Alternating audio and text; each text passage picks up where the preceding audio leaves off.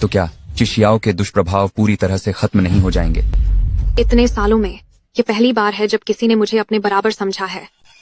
मालिक, मैं जानती हूँ कि मैं एक बेकार तलवार आत्मा हूँ। आपको मुझे दिलासा देने की जरूरत नहीं है। मुझे बस डर है कि मैं आपकी मदद नहीं कर पाऊंगी। मेरी बात का यकीन करो, क्यों ना हम चलकर इसे आजमाएं। खून पीने के बाद तुम ठीक हो जानी चाहिए, है ना? यह सही मौका है। मुझे देखने दो कि तुम असल में कितनी शक्तिशाली हो। यह शैनज्या का कल्टीवेशन टेस्ट करने वाला ट्रेनिंग ग्राउंड है। थोड़ी देर में तुम्हें झिझकने की जरूरत नहीं है। बस खुलकर सब सोख लो। पर 10 दिनों बाद तुम्हारी बड़ी प्रतियोगिता है। अभी सारी ऊर्जा खत्म करने का बहुत बुरा असर पड़ेगा। चिशियाओ, मुझ पर भरोसा करो, चिंता मत करो। ठीक है।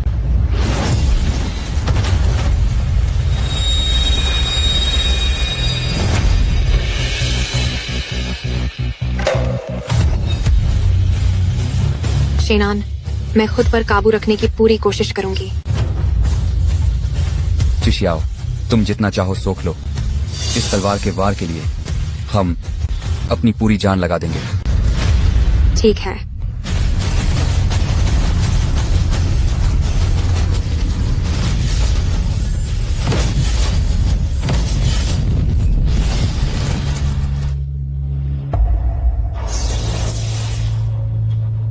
अरे बाप रे, यह इतना ताकतवर है।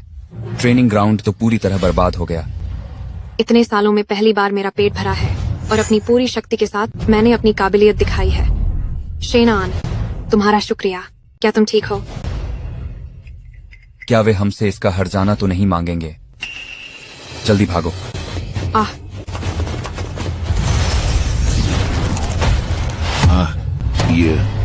यह नामुमकिन है। कबीले के मुखिया, यह ट्रेनिंग ग्राउंड 1000 साल पुराने ठंडे लोहे से बना है।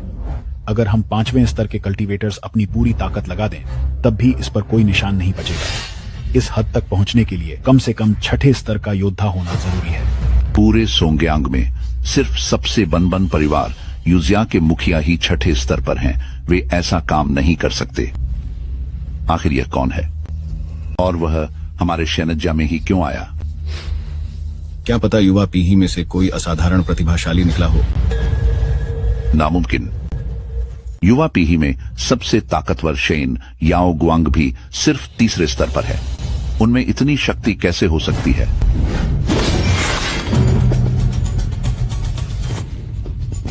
ऐसी तलवार की ऊर्जा सोंगयांग में कैसा अद्भुत प्रतिभाशाली पैदा हुआ है। इस वॉर में तो 7वें स्तर की झलक दिख रही है। जल्द ही पूरे यूजिया को बुलाओ, पूरे कबीले की ताकत लगा दो। मुझे किसी भी हाल में यह इंसान चाहिए। शायद यही हमारे यूजिया के लिए तबाही से बचने का एकमात्र मौका है। कबीले के मुखिया का आदेश शिरोधार्य है। कबीले के मुखिया का आदेश शिरोधार्य है।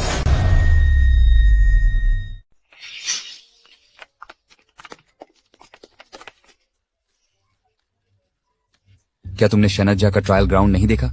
वहां कैमरे तो होंगे ना? वे मुझसे पैसे तो नहीं मांगेंगे ना? फिर तो ठीक है।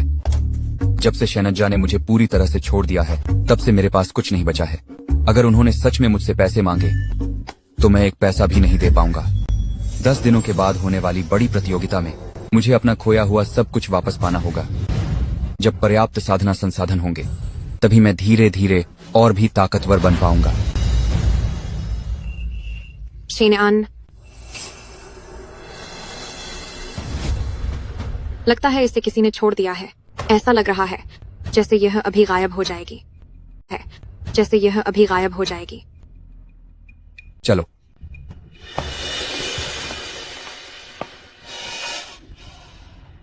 दो और लोग मेरा मजाक उड़ाने आ गए। रहने दो, वैसे भी मेरे पास ज्यादा समय नहीं है। तो जो देखना है देख लो। तुम चिंता मत करो, कोई ना कोई रास्ता जरूर निकलेगा। युए इंग, एसएसएस ग्रेड की तलवार की आत्मा, सीधा मोजियान में से एक, जिसकी धार बेजोड़ है, पर यह दूसरों को और खुद को भी चोट पहुंचाती है। अगर खुद को और दूसरों को चोट पहुंचाने के दुष्प्रभाव से नहीं बचा गया, तो यह केवल सी ग्रेड की तलवार की आत्मा है। अभी यह बिना किसी मालिक के है। होस्ट इसके साथ अनुबंध कर सकता है। एक और छोड़ी गई एसएसएस ग्रेड की तलवार की आत्मा। अब और क्या रास्ता हो सकता है? मैं युए इंग, जन्म से ही दूसरों को और खुद को चोट पहुंचाती हूँ।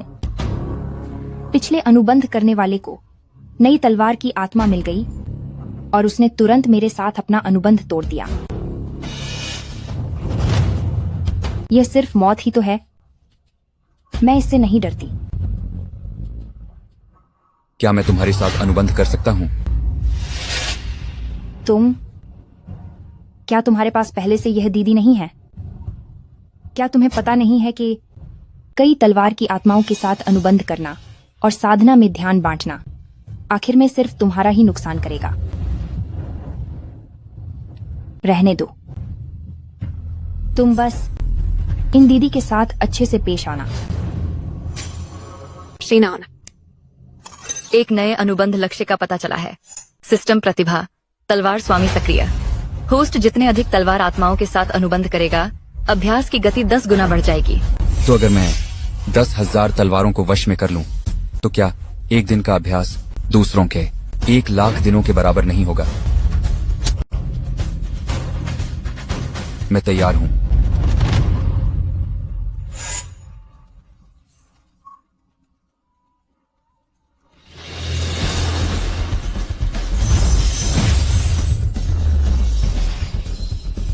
होस्ट को 4 महान दानवी तलवारों में से एक SSS रैंक तलवार आत्मा यूए इंग के साथ सफलतापूर्वक अनुबंध करने पर बधाई। तलवार स्वामी की प्रतिभा प्रभावी हुई। होस्ट के अभ्यास की गति 10 गुना बढ़ गई है। बहन यूए इंग, अब तुम जीवित रह सकती हो। वो शुक्रिया। चलो चलते हैं। अब हम घर चलते हैं। 2 SSS रैंक तलवार आत्माओं के साथ शेनज्जा की प्रतियोगिता में मेरी जीत पक्की है। टीना आन, तुमने अपनी बहुत सारी ऊर्जा खर्च कर दी है। क्या तुम सच में ठीक हो? कोई बात नहीं, मेरा शरीर थोड़ा खास है। जब तक तुम चाहो, तुम जितना चाहे उतना सोख सकती हो। चिशियाओ ने एक ही बार में 1/3 ऊर्जा सोख ली। किस्मत से मेरी ऊर्जा भरपूर थी, जो तुरंत फिर से सामान्य हो गई। अगर मेरी जगह कोई और होता और 2 बार तलवार चलाता, तो शायद उसकी वहीं मौत हो जाती। सिर्फ 1/3 खून और इतना जबरदस्त असर। अगर वह मुझे पूरा सोख ले, तो इसकी ताकत कितनी बढ़ जाएगी। यह तो बस पहला स्तर है, तुम इतना इतरा क्यों रहे हो? अगर काबिलियत की बात करें, तो चिशियाओ जिएग्ये ही सबसे काबिल है। इस लड़की की जुबान इतनी कौवी क्यों है? पहले शेन यागुआंग मुझे बोझ समझते थे। वे मुझे अपना खून नहीं लेने देते थे। वे मुझसे एक नौकर की तरह काम कराते थे। वहां मेरा कोई सम्मान नहीं था। चाय और पानी पिलाना, जरा सी भी परेशानी होने पर वे मुझे डांटते और मारते थे। कृपया चाय पीजिए।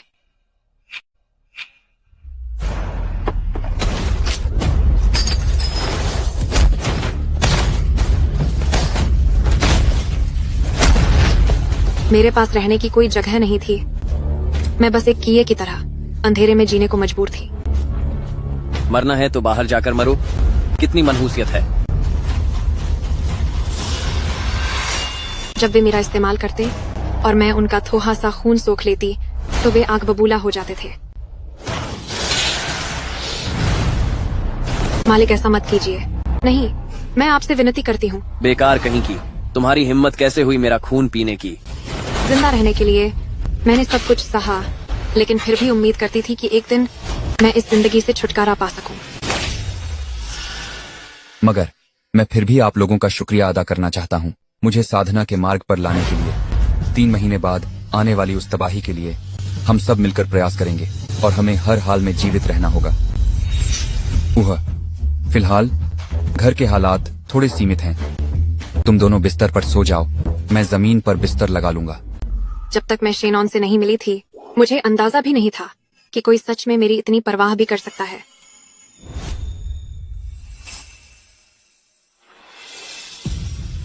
शेन आन, तुम्हारा शुक्रिया।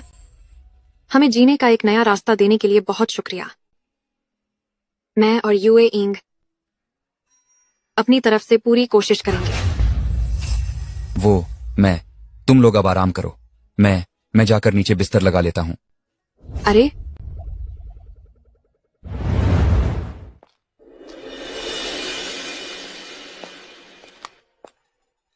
रुकिए, मैं करती हूँ।